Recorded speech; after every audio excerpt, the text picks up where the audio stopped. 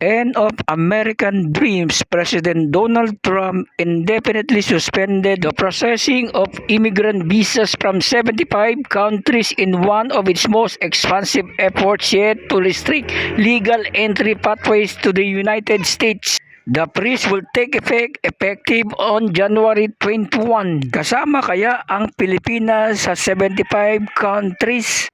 Ito ang kumpletong lista ng 75 countries. Kaya juday, makinig at manood. Number 1 sa listahan, Afghanistan. Ito, sunod-sunod. Letter B, Bangladesh. Sana walang Pilipinas. Colombia, Cuba, Egypt, Ghana, Iran, Iraq, Jamaica, Jordan, Kazakhstan, Kuwait, Laos, Lebanon, Liberia, Libya, MN, so malapit ng letter P, op, about MN, then OP, op, walang P. So, ibig sabihin,